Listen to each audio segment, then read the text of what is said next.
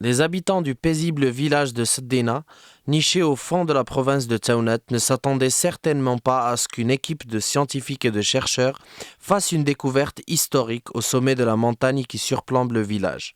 Bienvenue à la cité médiévale de Seddina. En essayant de faire une présentation du site, on trouve que il se place sur le versant d'une petite montagne, élevé d'environ 700-800 mètres, et entouré de plaines.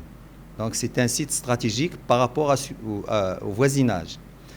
À partir du sommet de Seddina, on peut voir jusqu'à le barrage Inaouen, Idriss Ier, on peut voir même jusqu'à Fès. Donc c'est un sommet très stratégique qui a été choisi pour la ville, justement pour ses considérations sécuritaires et stratégiques. Cette importante découverte, nous la devons à l'historien italien Grégori Lazarev et à un heureux hasard, car celui-ci s'apprêtait à démarrer un tout autre ouvrage, une étude sur les problématiques et les structures traditionnelles d'agriculture dans la province de Taounet.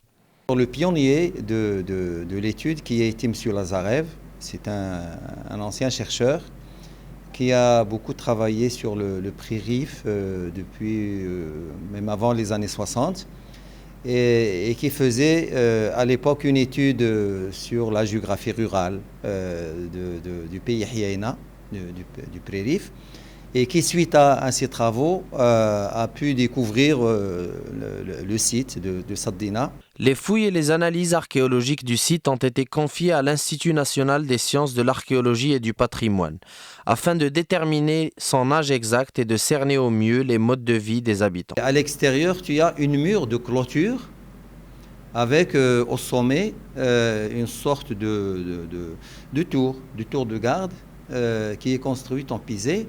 Mais la muraille et les caractéristiques de la construction de la muraille montrent effectivement que l'aspect défensif était là. Les habitants avaient 4 tours de garde autour de la montagne pour se protéger contre les éventuelles attaques.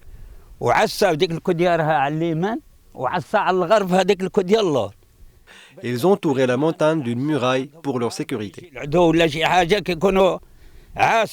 Une grotte comportant des gravures rupestres ainsi que des anciennes habitations ont été également retrouvées au sommet de la montagne.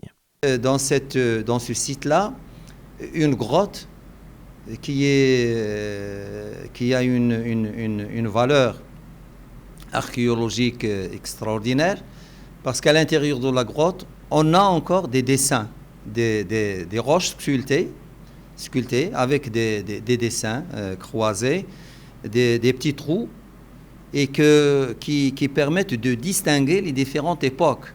Le site de Seddina permettra sans doute de percer les secrets d'une importante partie de l'histoire de la région et du Maroc, qui date de l'époque des Idrissides au IXe siècle, car le site est bel et bien le vestige d'une ville animée et très active économiquement. Les premières constatations laissent dire que la cité était effectivement une cité de l'époque idrisside, qui remonte donc à l'époque du 10e siècle. Mais comme il y a aussi des éléments autres de porcelaine, des éléments d'autres époques, mérinides, et puis après, et se peut que le site, même s'il a été détruit par les Almoravides, a été de nouveau occupé par d'autres populations, d'autres dynasties. Entre-temps, les différents intervenants sont appelés à entreprendre rapidement les démarches pour faire inscrire le site sur la liste du patrimoine national. Car le site de Seddina est totalement à l'abandon et à la merci des conditions naturelles et des pratiques d'élevage. C'est un patrimoine de grande valeur qui nécessite des actions urgentes. D'abord de préservation, deuxièmement de communication, de marketing, de conviction pour tous les acteurs qui sont concernés, et troisièmement d'exploitation. Le développement socio-économique du village est intimement lié avec les démarches de reconnaissance de cette importante découverte, qui ne manquera pas de garantir l'électrification du village et pourquoi pas favoriser la création d'emplois. J'espère que ce site restera comme il est et qu'il recevra la visite des touristes et des Marocains qui y découvriront ces monuments.